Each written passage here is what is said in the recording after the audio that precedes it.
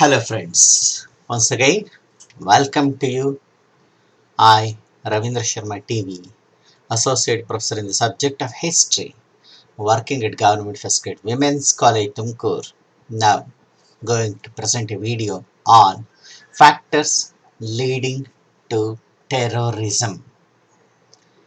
ಈ ಭಯೋತ್ಪಾದನೆಗೆ ಕಾರಣವಾಗ್ತಕ್ಕಂಥ ಅಂಶಗಳೇನು ಅಂತಕ್ಕಂಥದ್ದನ್ನು ನಾವಿವತ್ತಿನ ವಿಡಿಯೋದಲ್ಲಿ ಗಮನಿಸ್ತಾ ಹೋಗ್ತೀವಿ.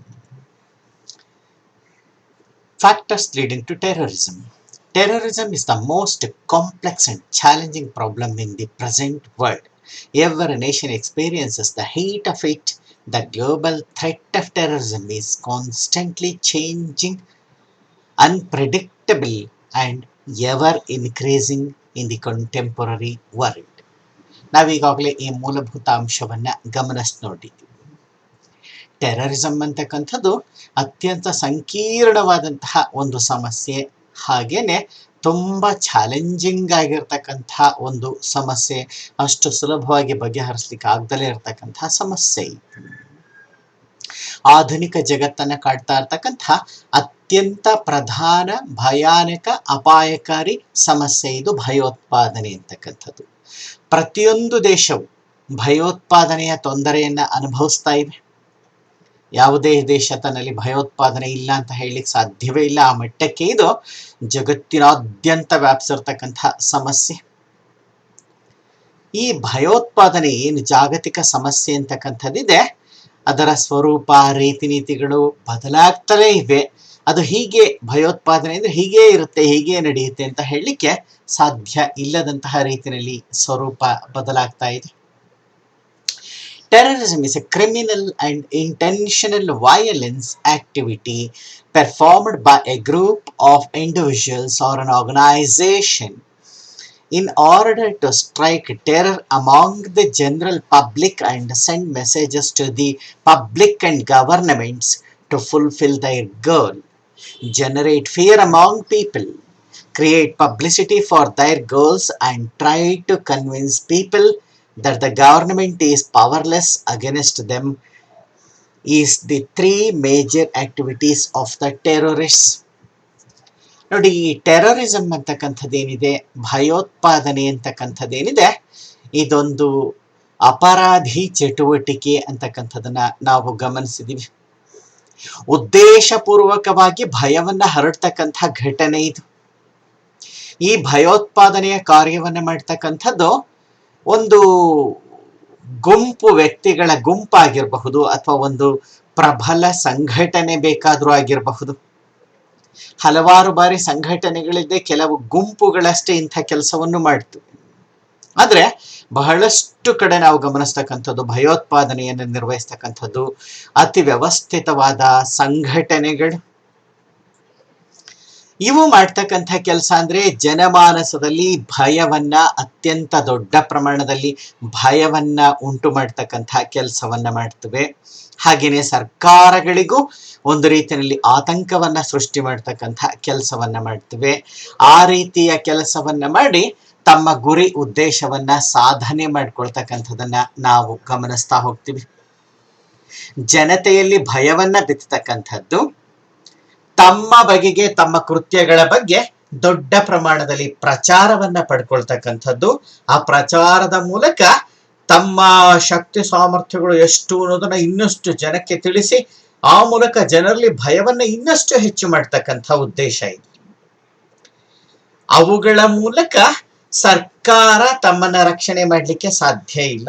ಈಗಿರುವ ಸರ್ಕಾರದಿಂದ ತಮಗೆ ಯಾವುದೇ ರೀತಿಯ ರಕ್ಷಣೆ, ಭದ್ರತೆ ದೊರಕೋದಿಲ್ಲ ಅನ್ನುವ ಭಾವನೆಯನ್ನ ಜನ ಸಮುದಾಯದಲ್ಲಿ ಬಿತ್ತಿ ತಮ್ಮ ಒಂದು ಕಾರ್ಯವನ್ನ ಸಾಧನೆ ಮಾಡ್ಕೊಳ್ತಕ್ಕಂಥದ್ದು ಭಯೋತ್ಪಾದಕರ ಪ್ರಧಾನವಾದಂತಹ ವಿಚಾರವಾಗಿರುತ್ತೆ. ಇನ್ನು ಫ್ಯಾಕ್ಟರ್ಸ್ ಲೀಡಿಂಗ್ ಟು ಟೆರರಿಸಮ್, ಹಾಗಾದ್ರೆ ಏನು ಅಂಶಗಳು ಭಯೋತ್ಪಾದನೆ ಅಂತಕ್ಕಂಥದ್ದು ಹರಡಕ್ಕೆ ಕಾರಣವಾಗ್ತಾ ಇದೆ, ಭಯೋತ್ಪಾದನೆಯ ಕಾರಣಗಳೇನು ಅನ್ನೋದನ್ನ ನಾವು ನೋಡ್ಲಿಕ್ಕೆ ಹೋದ್ರೆ, there are many factors which lead to terrorism.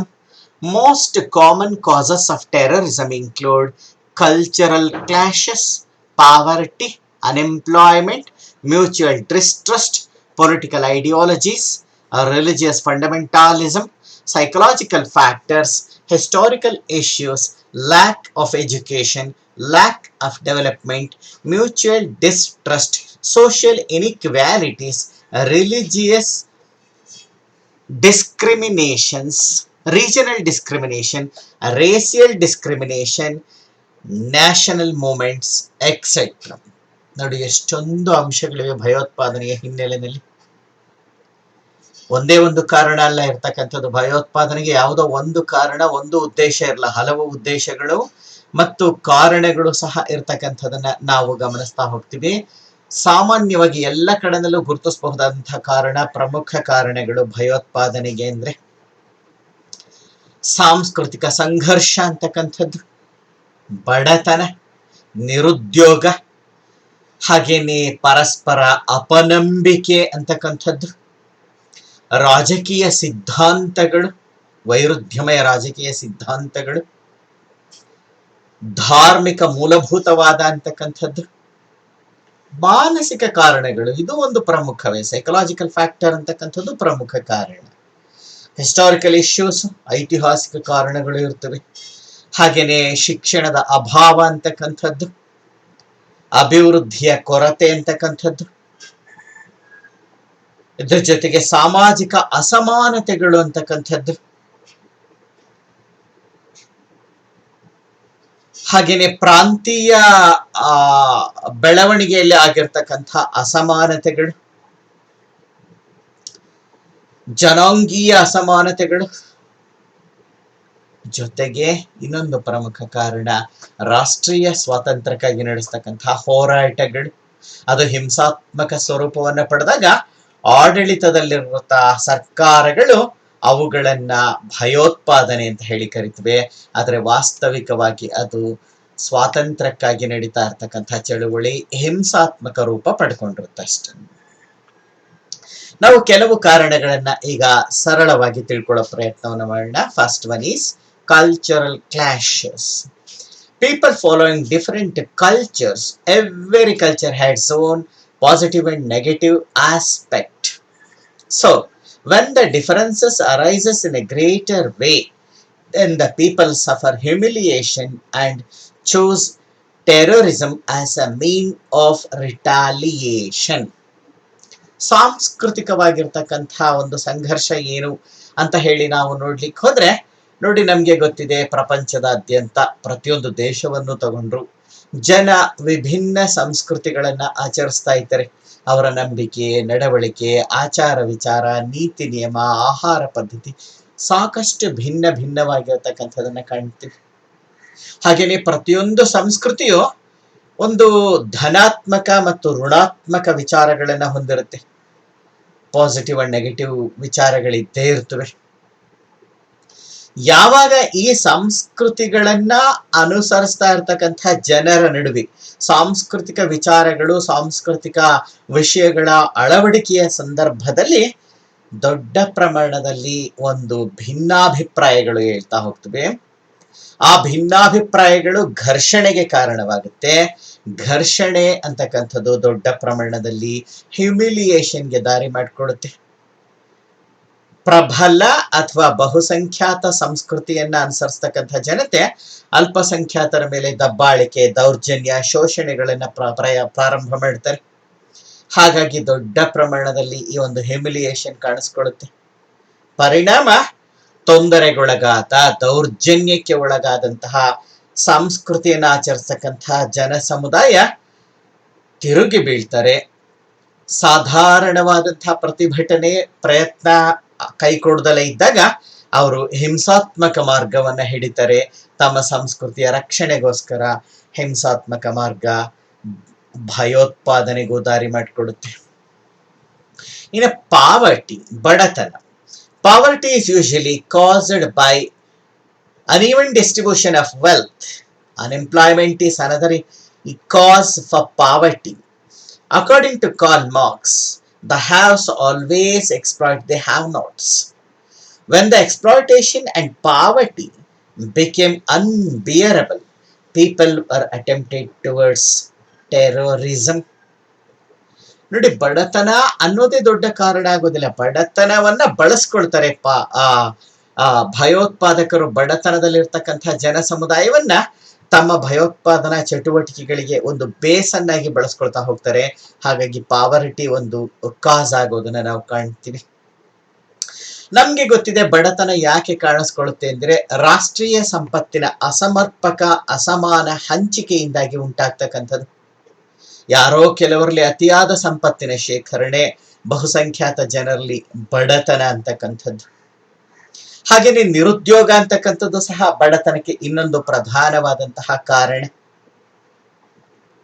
ನಿರುದ್ಯೋಗ ಉಂಟಾಗ್ಲಿಕ್ಕೆ ಕಾರಣ ಹುಡುಕ್ತಾ ಹೋದ್ರೆ ಅದಕ್ಕೆ ಲ್ಯಾಕ್ ಆಫ್ ಎಜುಕೇಶನ್ ಅನ್ನೋದು ಕಾರಣ ಆಗುತ್ತೆ, ಲ್ಯಾಕ್ ಆಫ್ ನಾಲೆಡ್ಜ್ ಅನ್ನೋದು ಕಾರಣವಾಗುತ್ತೆ, ಶಿಕ್ಷಣ ಪರಿಜ್ಞಾನದ ಕೊರತೆ ಅಂತಕ್ಕಂಥದ್ದು. ಕಾರ್ಲ್ ಮಾರ್ಕ್ಸ್, ಮಹಾನ್ ವಿದ್ವಾಂಸ ಕಾರ್ಲ್ ಮಾರ್ಕ್ಸ್ ಅವರು ಹೇಳ್ತಾರೆ, ಉಳ್ಳವರು ಯಾವಾಗಲೂ ಇಲ್ಲದವರನ್ನ ಶೋಷಣೆ ಮಾಡ್ತಲೇ ಇರ್ತಾರೆ ಅಂತ ಹೇಳಿ. ಯಾಕಂದ್ರೆ ಉಳ್ಳವರು ತಮ್ಮ ಸಂಪತ್ತನ್ನ, ತಮ್ಮ ಆದಾಯವನ್ನ ಇನ್ನಷ್ಟು ಮತ್ತಷ್ಟು ಹೆಚ್ಚಿಸ್ಕೊಳ್ಳಿಕ್ಕೆ ಬಯಸ್ತಾ ಇರ್ತಾರೆ. ಶೋಷಣೆಯ ಮೂಲಕವೇ ತಮ್ಮ ಸಂಪತ್ತನ್ನ ವೃದ್ಧಿ ಮಾಡ್ಕೊಳ್ತಕ್ಕಂಥದವ್ರು. ಹಾಗಾಗಿ ಬಡವರು ಬಡತನವನ್ನ ಮುಂದುವರಿಸ್ತಲೇ ಹೋಗ್ಬೇಕಾಗುತ್ತೆ. ಯಾವಾಗ ಈ ಬಡತನದ ಮೂಲಕವಾಗಿ ಶ್ರೀಮಂತರಿಂದ ಅನುಭವಿಸ್ತಕ್ಕಂತಹ ಶೋಷಣೆ ಮಿತಿ ಮೀರ್ತಾ ಹೋಗುತ್ತೋ, ಬಡ ಸಮುದಾಯ ಈ ಒಂದು ಭಯೋತ್ಪಾದನೆಯ ಕಡೆಗೆ ಆಕರ್ಷಿತರಾಗ್ತಾ ಹೋಗ್ತಾರೆ, ಭಯೋತ್ಪಾದನೆಯ ಚಟುವಟಿಕೆಗಳಿಗೆ ನೆರವನ್ನೇ ಕೊಡ್ತಾ ಹೋಗ್ತಾರೆ, ಮುಂದೆ ಭಯೋತ್ಪಾದಕರಾಗಿ ಮಾರ್ಪಡ್ತಲೂ ಹೋಗ್ತಾರೆ. ಇನ್ನು ಪೊಲಿಟಿಕಲ್ ಐಡಿಯಾಲಜೀಸ್ ಅಂತಕ್ಕಂಥದನ್ನ ಗಮನಿಸೋಣ. ರಾಜಕೀಯ ಸಿದ್ಧಾಂತಗಳು ಹೇಗೆ ಕಾರಣವಾಗುತ್ತೆ ಅನ್ನೋದನ್ನ. There are different types of political ideologies. They are democracy, dictatorship, oligarchy, monarchy, proletarian rule, etc. It is necessary to overthrow the existing government to grab the power. When it is not possible to capture it in a legal way, the power hungers ultimately select the terrorism to reach their goal.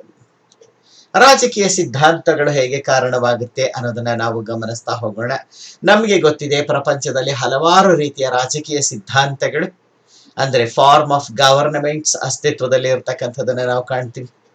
ಪ್ರಜಾಪ್ರಭುತ್ವ ಇದೆ, ಸರ್ವಾಧಿಕಾರತ್ವ ಇದೆ, ಬಹು ಜನರ ಆಳ್ವಿಕೆ ಒಲಿಗಾರ್ಕಿ ಅಂತಕ್ಕಂಥದ್ದಿದೆ, ರಾಜಪ್ರಭುತ್ವ ಅಂತಕ್ಕಂಥದ್ದಿದೆ, ಹಾಗೆ ಕಾರ್ಮಿಕರ ಸರ್ಕಾರ communist government ಅಂತಕ್ಕಂಥದ್ದು ಇರೋದನ್ನ ನಾವು ಕಾಣ್ತಾ ಹೋಗ್ತೀವಿ.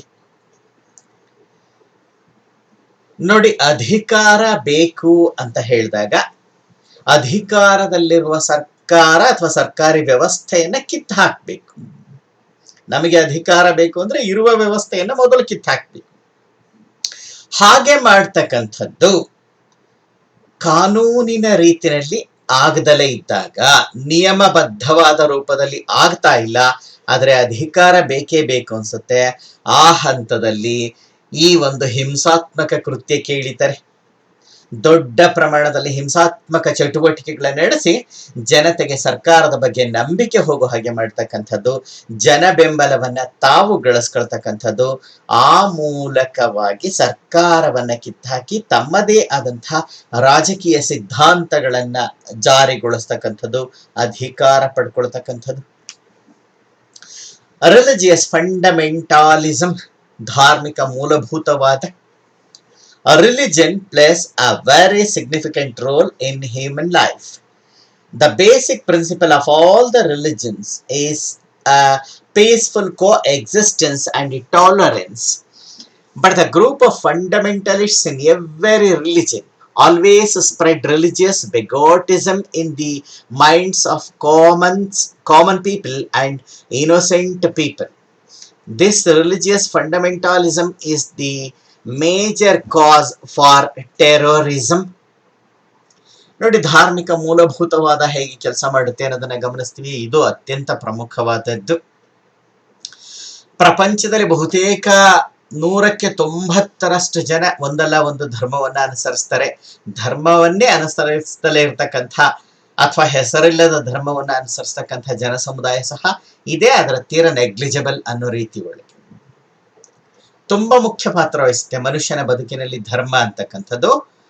ಈ ಧರ್ಮ, ಪ್ರಪಂಚದ ಯಾವುದೇ ಧರ್ಮ ಇರಲಿ, ಎಲ್ಲ ಧರ್ಮಗಳ ಮೂಲಭೂತ ಅಂಶ ಒಂದೇ ಇರತಕ್ಕಂಥದ್ದು ಶಾಂತಿಯುತ ಸಹಬಾಳ್ವೆ ಮತ್ತು ಸಹನೆಯಿಂದ ವರ್ತಿಸ್ಬೇಕು ಅಂತಕ್ಕಂಥದ್ದು.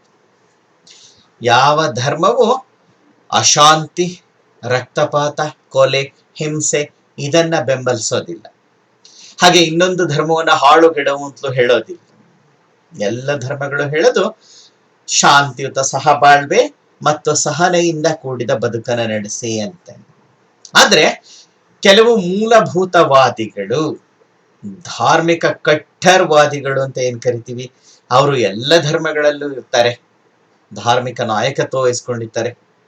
ಅವರುಗಳು ಮುಗ್ಧರಾಗಿರ್ತಕ್ಕಂಥ, ಸಾಮಾನ್ಯ ಜನರಾಗಿರ್ತಕ್ಕಂಥ, ಧಾರ್ಮಿಕ ವಿಚಾರಗಳಲ್ಲಿ ಹೆಚ್ಚಿನ ತಿಳುವಳಿಕೆ ಇಲ್ಲದೆ ಇರತಕ್ಕಂಥ ಜನರನ್ನ ತಮ್ಮ ಮೂಲಭೂತವಾದ ವಿಚಾರಗಳನ್ನ ಹರಡುವ ಮೂಲಕ, ತಾವು ತಿಳಿದಿರ್ತಕ್ಕಂಥ ತಿಳುವಳಿಕೆನೇ ಸರಿ, ಧರ್ಮದಲ್ಲಿ ಹೀಗೆ ಹೇಳಿರ್ತಕ್ಕಂಥದ್ದು ಅಂತ ಹೇಳಿ ಧರ್ಮ ಶಾಸ್ತ್ರ ಆಧಾರಗಳನ್ನೆಲ್ಲ ಹೇಳ್ತಾ ಜನರ ಮನಸ್ಸನ್ನ ಬದಲಾಯಿಸ್ತಾ ಹೋಗ್ತಾರೆ. ಜನರಲ್ಲಿ ಧಾರ್ಮಿಕ ಒಂದು ಕಟುತ್ವವನ್ನ, ಧಾರ್ಮಿಕ ಬೆಗೋಟಿಸಮ್ ಅನ್ನ ತುಂಬ್ತಾ ಹೋಗ್ತಾರೆ, ಧರ್ಮಾಂಧತೆಯನ್ನು ತುಂಬ್ತಾ ಹೋಗ್ತಾರೆ. ಅದು ಅಂತಿಮವಾಗಿ ಭಯೋತ್ಪಾದನೆಗೆ ದಾರಿ ಮಾಡಿಕೊಡುತ್ತೆ. ಇನ್ನು ಸೈಕಲಾಜಿಕಲ್ ಫ್ಯಾಕ್ಟರ್ಸ್ ಅನ್ನ ಗಮನಿಸ್ಲಿಕ್ಕೆ ಹೋದ್ರೆ, ಮಾನಸಿಕ ಕಾರಣಗಳೇನು ಅಂತ ಹೇಳಿ ಗಮನಿಸ್ಲಿಕ್ಕೆ ಹೋದ್ರೆ, fear of extinction of ದೈರ್ historical culture, language, customs and manners create psychological tension in masses. This tension instigates the masses towards terrorist activities. ನೋಡಿ, ಭಯ ಸಣ್ಣದಲ್ಲ, ದೊಡ್ಡ ಪ್ರಮಾಣದ ಭಯ. ಯಾವ ಭಯ?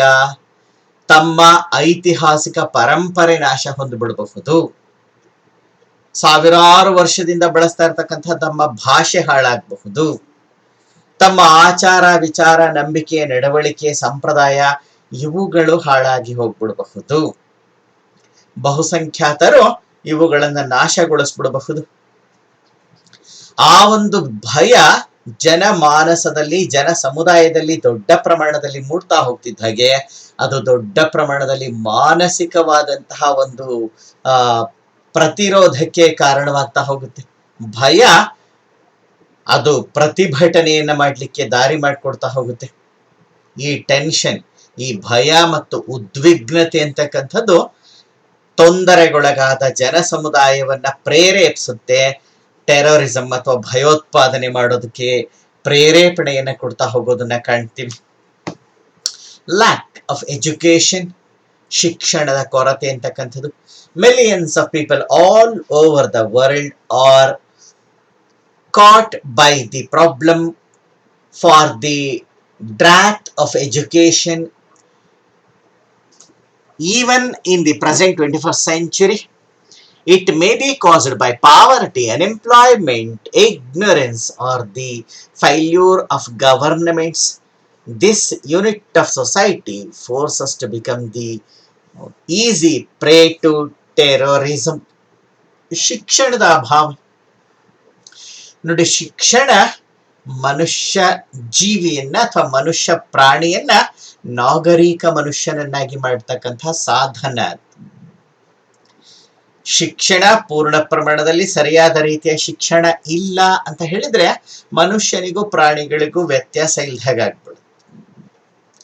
ಆದ್ರೆ ಪ್ರಪಂಚದಲ್ಲಿ ಇವತ್ತಿಗೂ ಶಿಕ್ಷಣವನ್ನೇ ಪಡೆದಲೇ ಇರ್ತಕ್ಕಂಥ ಲಕ್ಷಾಂತರ ಮಂದಿ ಇರ್ತಕ್ಕಂಥ ಅಂಶವನ್ನ, ಕೋಟ್ಯಂತರ ಮಂದಿ ಇರ್ತಕ್ಕಂಥ ಅಂಶವನ್ನ ನಾವು ಕಾಣಬಹುದು. ಶಿಕ್ಷಣ ಇಲ್ದಲೇ ಇರೋದಕ್ಕೆ ಹಲವಾರು ಕಾರಣಗಳಿವೆ. ಬಡತನ ಒಂದು ಕಾರಣ, ನಿರುದ್ಯೋಗ ಅಂತಕ್ಕಂಥದ್ದು ಕಾರಣ. ನಿರುದ್ಯೋಗವನ್ನ ಹೊಂದಿರತಕ್ಕಂಥವ್ರು ತಮ್ಮ ಮಕ್ಕಳಿಗೆ ಶಿಕ್ಷಣ ಕೊಡ್ಸಕ್ಕಾಗಲ್ಲ, ಅಥವಾ ಶಿಕ್ಷಣದ ಬಗ್ಗೆ ಜಿಗುಪ್ಸೆಯನ್ನ ತಾಳಿ ಆ ಪ್ರಭಾವ ಇತರರ ಮೇಲೆ ಆಗ್ತಕ್ಕಂಥದ್ದು, ಅಥವಾ ಇಗ್ನೋರೆನ್ಸ್ ಅಂತಕ್ಕಂಥದ್ದು, ಅದರ ಬಗ್ಗೆ ತಿಳುವಳಿಕೆಯ ಕೊರತೆ ಅಂತಕ್ಕಂಥದ್ದು, ಪರಿಜ್ಞಾನದ ಕೊರತೆ ಅಂತಕ್ಕಂಥದ್ದು. ಸರ್ಕಾರಗಳ ವೈಫಲ್ಯ. ಎಲ್ಲರಿಗೂ ಶಿಕ್ಷಣವನ್ನು ಒದಗಿಸ್ಕೊಡ್ಬೇಕಾದ್ದು ಸರ್ಕಾರದ ಕರ್ತವ್ಯವಾಗಿರುತ್ತೆ. ಆದರೆ ಸರ್ಕಾರಗಳು ತಮ್ಮ ಕರ್ತವ್ಯ ನಿರ್ವಹಣೆಯಲ್ಲಿ ಸಾಕಷ್ಟು ಬಾರಿ ವಿಫಲವಾಗ್ತವೆ. ಇವೆಲ್ಲ ಅಂಶಗಳು ಸಹ ಒಂದು ಭಯೋತ್ಪಾದನೆ ಅಂತಕ್ಕಂಥದ್ದು ಹರಡ್ಲಿಕ್ಕೆ ಕಾರಣವಾಗ್ತಕ್ಕಂಥದ್ದು. ಇನ್ನ ನಾವು ಗಮನಿಸ್ತಾ ಹೋಗಬಹುದು, ಶಿಕ್ಷಣದ ಕೊರತೆಯನ್ನ ಅನುಭವಿಸ್ತಕ್ಕಂಥ ಈ ಜನ ಸಮುದಾಯ ಏನಿದೆ, ಸರಿಯಾದ ತಿಳುವಳಿಕೆ ಜ್ಞಾನದ ಅಭಾವ ಇರತಕ್ಕಂಥ ಜನ ಸಮುದಾಯ ಸುಲಭವಾಗಿ ಬೇರೆಯವರ ಮಾತುಗಳನ್ನ ನಂಬುತ್ತಾ ಹೋಗ್ತಾರೆ, ಬಲಿಪಶುಗಳಾಗ್ತಾ ಹೋಗ್ತಾರೆ. ಇಂಥವರನ್ನೇ ಭಯೋತ್ಪಾದಕರು ತಮ್ಮ ಗುರಿಯನ್ನಾಗಿ ಇಟ್ಕೊಂಡು ಅವರನ್ನ ತಮ್ಮ ಭಯೋತ್ಪಾದಕ ಚಟುವಟಿಕೆಗಳಿಗೆ ಸಾಧನವನ್ನಾಗಿ ಬಳಸ್ಕೊಳ್ತಾ ಹೋಗೋದನ್ನ ಕಾಣ್ತೀವಿ. ಇನ್ನು ಲ್ಯಾಕ್ ಆಫ್ ಡೆವಲಪ್ಮೆಂಟ್ ಅಂತಕ್ಕಂಥದ್ದು. Many countries in the world had colonial past. Their natural resources were looted by the colonial masters. Even after independence, many governments trailed in this aspect. Lack of development forced the masses to adopt antisocial activities. When the government used police or military force to stop this, masses became insane and select terrorism as their weapon. ಅಭಿವೃದ್ಧಿಯ ಕೊರತೆ, ಅದೇ ಬಡತನ, ಹಿಂದುಳಿದಿರುವಿಕೆ, ಇವುಗಳಿಂದ ಬೇಸತ್ತು ಹೋಗ್ತಾರೆ ಜನ. ಪ್ರಪಂಚದ ಬೇರೆ ಕಡೆಗಳಲ್ಲಿ ಆಗ್ತಾ ಇರ್ತಕ್ಕಂಥ ಬದಲಾವಣೆಗಳು ಅವ್ರಿಗೆ ಅರ್ಥವಾಗ್ತಾ ಇರುತ್ತೆ. ಹಾಗಾಗಿ ಈ ಒಂದು ಅಭಿವೃದ್ಧಿಯ ಕೊರತೆ ಸಹ ಭಯೋತ್ಪಾದನೆಗೆ ಒಂದು ಪ್ರಮುಖ ಕಾರಣವಾಗುತ್ತೆ. ನಮ್ಗೆ ಗೊತ್ತಿದೆ, ಪ್ರಪಂಚದಲ್ಲಿ ನೂರಾರು ರಾಷ್ಟ್ರಗಳು ವಸಾಹತುಶಾಹಿ ಸಾಮ್ರಾಜ್ಯಶಾಹಿ ಹಿನ್ನೆಲೆಯನ್ನ ಹೊಂದಿರತಕ್ಕಂಥವು. ಯುರೋಪಿನ ಬೇರೆ ಬೇರೆ ರಾಷ್ಟ್ರಗಳ ಕೈ ಕೆಳಗೆ ದಾಸ್ಯವನ್ನ ಅನುಭವಿಸಿ ಮುಂದೆ ಸ್ವಾತಂತ್ರ್ಯವನ್ನ ಗಳಿಸ್ಕೊಂಡಿರ್ತಕ್ಕಂಥದ್ದು. ಹಾಗೆ ವಸಾಹತುಶಾಹಿತ್ವ ಇದ್ದಂತಹ ಕಾಲದಲ್ಲಿ ವಸಾಹತು ಅಥವಾ ಸಾಮ್ರಾಜ್ಯಶಾಹಿ ಶಕ್ತಿಗಳು ತಮ್ಮ ಕೈ ಕೆಳಗಿದ್ದ ರಾಷ್ಟ್ರಗಳ ಪ್ರಾಕೃತಿಕ ಸಂಪತ್ತನ್ನ ದೊಡ್ಡ ಪ್ರಮಾಣದಲ್ಲಿ ಲೂಟಿ ಹೊಡೆದಿವೆ. ಪರಿಣಾಮ ರಾಷ್ಟ್ರಗಳು ದೊಡ್ಡ ಪ್ರಮಾಣದ ಸಂಪತ್ತನ್ನ ಕಳ್ಕೊಂಡು ಬಡ ರಾಷ್ಟ್ರಗಳಾಗಿವೆ. ಹೋಗ್ಲಿ, ಸ್ವಾತಂತ್ರ್ಯ ಬಂದ ಮೇಲೆ ಸರ್ಕಾರಗಳು ಯೋಜನೆಗಳನ್ನ ರೂಪಿಸುವಲ್ಲಿ ಮತ್ತು ಕಾರ್ಯಗತಗೊಳಿಸುವಲ್ಲಿ ಹಿನ್ನಡೆಯನ್ನ ಕಂಡಿರೋದ್ರಿಂದ ಅಭಿವೃದ್ಧಿಯ ಕೊರತೆ ಅಂತಕ್ಕಂಥದ್ದಾಗಿದೆ. ಅಥವಾ ಅಭಿವೃದ್ಧಿ ಎಲ್ಲೋ ಕೆಲವು ಕಡೆ ಆಗಿ ಎಲ್ಲ ಜನರಿಗೂ ಅದು ತಲುಪದಲ್ಲೇ ಇರಬಹುದು. ಯಾವಾಗ ಈ ಅಭಿವೃದ್ಧಿಯ ಕೊರತೆ ಉಂಟಾಗುತ್ತೋ ಜನರ ಜೀವನ ಮಟ್ಟ ಹಿಂದುಳಿಯುತ್ತೆ. ಬಡತನ, ನಿರುದ್ಯೋಗ, ಹಸಿವು ಇವೆಲ್ಲವೂ ಕಾಣಿಸ್ಕೊಳ್ತಾ ಹೋಗುತ್ತೆ. ಆಗ ಸಹಜವಾಗಿಯೇ ಜನತೆ ಸರ್ಕಾರದ ವಿರುದ್ಧ ಪ್ರತಿಭಟನೆಗೆ ಇಳಿತಾರೆ. ಪ್ರತಿಭಟನೆ ಬೆಳೀತಾ ಹೋದಾಗ ಸರ್ಕಾರಗಳು ತಮ್ಮ ಪಾಶವಿ ಶಕ್ತಿಯನ್ನ ಬಳಸ್ತವೆ. ಪ್ರತಿಭಟನೆಯನ್ನ ತಡಿಲಿಕ್ಕೆ ಪೊಲೀಸ್ ಮತ್ತು ಮಿಲಿಟರಿ ಬಲವನ್ನ ಬಳಸ್ತವೆ. ಯಾವಾಗ ಪೊಲೀಸ್ ಮತ್ತು ಮಿಲಿಟರಿ ಬಲವನ್ನ ಬಳಸ್ಕೊಂಡು ದಮನಕಾರಿ ನೀತಿಯನ್ನು ಅನುಸರಿಸ್ತಾರೆ, ಜನ ಇನ್ನಷ್ಟು ದೊಡ್ಡ ಪ್ರಮಾಣದ ಪ್ರತಿಭಟನೆಗೆ ಇಳಿತಾರೆ, ಭಯೋತ್ಪಾದನೆಯ ದಾರಿಯನ್ನ ಹುಡ್ಕೊಂಡ್ಬಿಡ್ತಾರೆ. Social inequalities. Apartheid policy of South Africa and caste system of India are the best examples of social inequalities. When one section of the society enjoys every facility and other section deprived of it and also experience exploitation, which paved way to terrorism.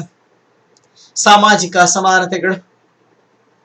ದಕ್ಷಿಣ ಆಫ್ರಿಕಾದಲ್ಲಿದ್ದಂತಹ ವರ್ಣಭೇದ ನೀತಿ ಕೇವಲ ಮೈಬಣ್ಣದ ಆಧಾರದ ಮೇಲೆ ಬಿಳಿಯರು ಮತ್ತು ಬಿಳಿಯರಲ್ಲದವರ ನಡುವೆ ಅತಿ ದೊಡ್ಡ ಪ್ರಮಾಣದಲ್ಲಿ ಅಸಮಾನತೆಗಳನ್ನ ತೋರಿಸಿದ್ದು.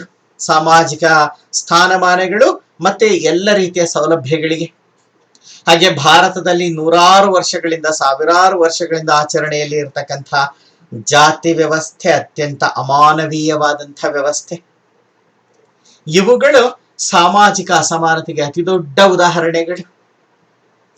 ಯಾವಾಗ ಸಮಾಜದಲ್ಲಿ ಒಂದು ವರ್ಗ, ಒಂದು ಭಾಗ, ಒಂದು ನಿರ್ದಿಷ್ಟ ಸಮುದಾಯ ಎಲ್ಲ ರೀತಿಯ ಸೌಲಭ್ಯವನ್ನ, ಸೌಕರ್ಯವನ್ನ, ಹಕ್ಕುಗಳನ್ನ ಪಡ್ಕೊಳ್ತಾ ಹೋಗುತ್ತೆ, ಎಲ್ಲ ರೀತಿಯ ಸೌಲಭ್ಯಗಳನ್ನ ಪಡ್ಕೊಂಡು ಮೆರೀತಾ ಹೋಗುತ್ತೆ, ಉಳಿದ ಸಮುದಾಯ ಏನೂ ದೊಡ್ಡ ಸೌಲಭ್ಯಗಳಿಲ್ಲದೆ ಹಿನ್ನಡೆಯನ್ನ ಕಾಣ್ತಾ ಹೋಗುತ್ತೆ, ಶೋಷಣೆಯನ್ನ ದೌರ್ಜನ್ಯಕ್ಕೆ ಒಳಗಾಗ್ತಾ ಹೋಗ್ತವೆ. ಅಂಥ ಶೋಷಣೆಗೆ ಒಳಗಾದಂಥ ಸಮುದಾಯ ಬೇರೆ ದಾರಿ ಕಾಣದೆ ತಮ್ಮ ಉನ್ನತಿಗೋಸ್ಕರನೇ, ಸಮಾನ ಹಕ್ಕುಗಳು ಸಮಾನತೆಯನ್ನು ಪಡೆಯಲಿಕ್ಕೋಸ್ಕರನೇ ಹಿಂಸಾತ್ಮಕ ಮಾರ್ಗವನ್ನು ಹಿಡಿತವೆ, ಭಯೋತ್ಪಾದನೆಯ ದಾರಿಯಲ್ಲಿ ಮುಂದುವರಿತವೆ. ರೀಜನಲ್ ಅಂಡ್ ರೇಸಿಯಲ್ ಡಿಸ್ಕ್ರಿಮಿನೇಷನ್, ಪ್ರಾಂತೀಯ ಮತ್ತು ಜನಾಂಗೀಯ ಮೇಲು ಕೀಳುಗಳು, ವ್ಯತ್ಯಾಸಗಳು. A particular region or race which was neglected by the administration and other of the region or race, and either of the region or race got exclusive attention. It creates adverse effect and which finally leads towards terrorism. ಇದು ಅಷ್ಟೇ. ಒಂದು ನಿರ್ದಿಷ್ಟವಾದ ಜನ ಸಮುದಾಯ, ಅವರು ಅಲ್ಪಸಂಖ್ಯಾತರಿರಬಹುದು ಅಥವಾ ಬಹುಸಂಖ್ಯಾತರಿರಬಹುದು. ಶ್ರೀಲಂಕಾ ತಮಿಳರು ಅಲ್ಪಸಂಖ್ಯಾತ ಸಮುದಾಯ, ತೊಂದರೆಗೊಳಗಾದದ್ದು. ಅದೇ ರ್ವಾಂಡಾದಲ್ಲಿ ಬಹುಸಂಖ್ಯಾತರದ ಹುಟು ಸಮುದಾಯ ತೊಂದರೆಗೊಳಗಾದ್ರು. ಹೀಗೆ ತೊಂದರೆಗೊಳಗಾಗ್ತಕ್ಕಂಥ ಜನ ಸಮುದಾಯ. ಹಾಗೇನೆ ಒಂದು ದೇಶದ ನಿರ್ದಿಷ್ಟ ಪ್ರದೇಶ ಅಭಿವೃದ್ಧಿಯಿಂದ ಹಿನ್ನಡೆಯನ್ನ ಕಾಣ್ತಾ ಹೋಗುತ್ತೆ. ಯಾವುದೇ ಮೂಲಭೂತ ಸೌಕರ್ಯಗಳಾಗ್ಲಿ, ಆಧುನಿಕ ಬೆಳವಣಿಗೆಗಳಾಗ್ಲಿ ದೊರಕದಲ್ಲೇ ಹೋಗುತ್ತೆ. ಆ ಪ್ರದೇಶಕ್ಕೆ ತೀರ ಹಿಂದುಳಿತ ಹೋಗ್ತವೆ. ಅಂತಹ ಪ್ರದೇಶಗಳಲ್ಲಿ ಇರ್ತಕ್ಕಂಥ ಜನತೆ ಈ ಹಿಂಸಾತ್ಮಕ ಮಾರ್ಗವನ್ನ ಅನುಸರಿಸ್ತಾರೆ. ತಮ್ಮ ಸೌಲಭ್ಯ ಸವಲತ್ತುಗಳನ್ನ ಪಡ್ಕೊಳ್ಳಿಕ್ಕೆ ಭಯೋತ್ಪಾದಕರಾಗ್ತಾರೆ. ಭಯೋತ್ಪಾದಕರಿಗೆ ನೆರವು ಸಹಕಾರವನ್ನ ನೀಡ್ತಾ ಹೋಗ್ತಾರೆ. ನ್ಯಾಷನಲ್ ಮೂವ್ಮೆಂಟ್ಸ್ ಅಂತಕ್ಕಂಥದ್ದು. During the colonial era, many nationalists chose terrorism as a better way to get rid of colonial rule. PLO, KWP, IRA and many other organizations involved in terrorist activities to achieve their national liberation. ರಾಷ್ಟ್ರೀಯ ವಿಮುಕ್ತಿ ಭಯೋತ್ಪಾದನೆ ಅಂತಕ್ಕಂಥದ್ದು ಅದು ಒಂದು ಕಾರಣ. ರಾಷ್ಟ್ರೀಯ ಹೋರಾಟ ಅಂತಕ್ಕಂಥದ್ದು ನಮ್ಗೆ ಗೊತ್ತಿದೆ. ಈ ಒಂದು ವಸಾಹತುಶಾಹಿ ಆಡಳಿತ, ಸಾಮ್ರಾಜ್ಯಶಾಹಿ ಆಡಳಿತ ಇದ್ದ ಕಾಲದಲ್ಲಿ ಬಹಳಷ್ಟು ರಾಷ್ಟ್ರಗಳಲ್ಲಿ ರಾಷ್ಟ್ರೀಯ ಹೋರಾಟಗಾರರು ಹಿಂಸಾತ್ಮಕ ಹೋರಾಟದ ಮಾರ್ಗವನ್ನೇ ಅನುಸರಿಸಿದ್ರು. ನಮ್ಮ ದೇಶವನ್ನೇ ಗಮನಿಸಿ ನೋಡೋಣ. ಬ್ರಿಟಿಷರ ಅಧೀನವಾಗಿತ್ತು ಭಾರತ. ಇಲ್ಲಿ ಸಹ ಸ್ವಾತಂತ್ರ್ಯ ಹೋರಾಟದ ಕಾಲದಲ್ಲಿ ದೊಡ್ಡ ಪ್ರಮಾಣದಲ್ಲಿ ಹಿಂಸಾತ್ಮಕ ಘಟನೆಗಳು ನಡೀತಾ ಹೋದ್ವು. ಭಗತ್ ಸಿಂಗ್ ಇರಬಹುದು, ರಾಜ್ಗುರು ಇರಬಹುದು, ಸುಖದೇವ್ ಇರಬಹುದು, ಅರವಿಂದ ಘೋಷ್ ಅವರು ಇರಬಹುದು, ಸೂರ್ಯ ಸೇನ್ ಅವರು ಇರಬಹುದು. ನೂರಾರು ಮಂದಿ ಇಂಥ ದಾರಿಯನ್ನ ಹಿಡಿದ್ರು, ಹಿಂಸಾತ್ಮಕ ಮಾರ್ಗವನ್ನ ಅನುಸರಿಸ್ತಾ ಹೋದ್ರು ಸ್ವಾತಂತ್ರ್ಯವನ್ನ ಗಳಿಸ್ಕೊಳ್ಳಿಕ್ಕೋಸ್ಕರ. ಆದ್ರೆ ಅವತ್ತಿನ ಕಲೋನಿಯಲ್ ಮಾಸ್ಟರ್ಸ್ ಆಗಿದ್ದಂತಹ ಬ್ರಿಟಿಷರ್ಸ್ ಈ ಸ್ವಾತಂತ್ರ್ಯ ಹೋರಾಟಗಾರರನ್ನ ಉಗ್ರಗಾಮಿಗಳು, ತೀವ್ರಗಾಮಿಗಳು, ಭಯೋತ್ಪಾದಕರು ಅಂತ ಎಲ್ಲ ಕರೆದ್ರು. ಇದು ಪ್ರಪಂಚದ ಎಲ್ಲ ಕಡೆನಲ್ಲೂ ಇರ್ತಕ್ಕಂಥ ವಿಚಾರ. ಸ್ವಾತಂತ್ರ್ಯ ಗಳಿಕೆಗಾಗಿ ಅನುಸರಿಸಿದಂಥ ಮಾರ್ಗವಾಗಿತ್ತಷ್ಟೇ. ಇವತ್ತಿಗೂ PLO, ಪ್ಯಾಲೆಸ್ಟೈನ್ ಲಿಬರೇಷನ್ ಆರ್ಗನೈಸೇಷನ್ ಅಂತಕ್ಕಂಥದ್ದು ಪ್ಯಾಲೆಸ್ಟೈನಿನ ಸ್ವಾತಂತ್ರ್ಯಕ್ಕೋಸ್ಕರ ಹಿಂಸಾತ್ಮಕ ದಾರಿಯನ್ನು ಹಿಡಿದಿದೆ, ಶಾಂತಿಯುತ ದಾರಿ ಸಾಧ್ಯವಾಗದಲೇ ಹೋದಾಗ. KWP, ಕುರ್ದಿಶ್ ವರ್ಕರ್ಸ್ ಪಾರ್ಟಿ ಅಂತಕ್ಕಂಥದ್ದು ಇರಾಕ್ ಮತ್ತು ಟರ್ಕಿಗಳಲ್ಲಿ ಇರ್ತಕ್ಕಂಥದ್ದು, ಅದು ಸ್ವಾತಂತ್ರ್ಯಕ್ಕೋಸ್ಕರ ಹಿಂಸಾತ್ಮಕ ಮಾರ್ಗ ಅನುಸರಿಸ್ತಾ ಇದೆ. IRA, ಐರಿಷ್ ರಿಪಬ್ಲಿಕನ್ ಆರ್ಮಿ ಅಂತಕ್ಕಂಥದ್ದು ಉತ್ತರ ಐರ್ಲೆಂಡ್ ಅಲ್ಲಿ ದೊಡ್ಡ ಪ್ರಮಾಣದಲ್ಲಿ ಹಿಂಸಾತ್ಮಕ ಕೃತ್ಯವನ್ನ ನಡೆಸ್ತು ಬ್ರಿಟಿಷರಿಂದ ಸ್ವಾತಂತ್ರ್ಯವನ್ನ ಪಡ್ಕೊಳ್ಳಿಕ್ಕೆ, ಮತ್ತೆ ಅಂತಿಮವಾಗಿ ಸ್ವಾತಂತ್ರ್ಯವನ್ನ ಸಹ ಪಡ್ಕೊಳ್ತು. ಹಾಗಾಗಿ ಸ್ವಾತಂತ್ರ್ಯಕ್ಕೋಸ್ಕರ ಸಹ ಈ ಭಯೋತ್ಪಾದಕ ಚಟುವಟಿಕೆಗಳನ್ನ ನಡೆಸ್ತಕ್ಕಂಥದನ್ನ ಕಾಣ್ತೀವಿ. ಇದು ಸಹ ಒಂದು ಪ್ರಧಾನ ಕಾರಣ. ಹೀಗೆ ಭಯೋತ್ಪಾದನೆ ಅನ್ನೋದು ನಡೀಲಿಕ್ಕೆ ಹಲವಾರು ಕಾರಣಗಳು ಇರ್ತಕ್ಕಂಥದನ್ನ ನಾವು ಗಮನಿಸ್ತಾ ಹೋಗ್ತೀವಿ. ಯಾವುದೇ ಒಂದು ಘಟನೆ ನಡಿಬೇಕು ಅಂದ್ರೆ ಅದರ ಹಿನ್ನೆಲೆಯಲ್ಲಿ ಸಾಕಷ್ಟು ಕಾರಣಗಳು ಕೆಲಸವನ್ನ ಮಾಡುತ್ತೆ.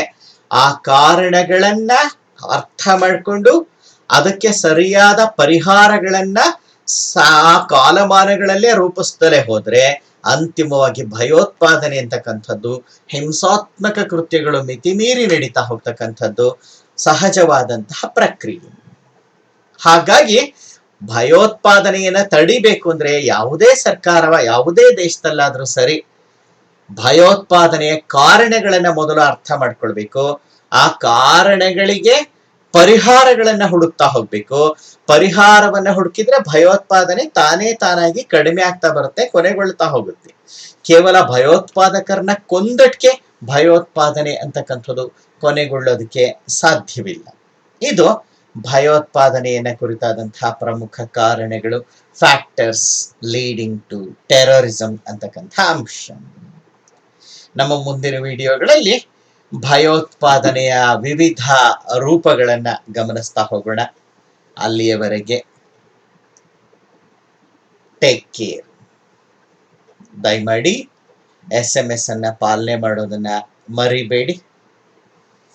ಮತ್ತೊಮ್ಮೆ ನಮ್ಮ ಮುಂದಿನ ವಿಡಿಯೋದಲ್ಲಿ ಭೇಟಿಯಾಗೋಣ. ಅಲ್ಲಿಯವರೆಗೆ ವಂದನೆಗಳು. Thank you for watching this video.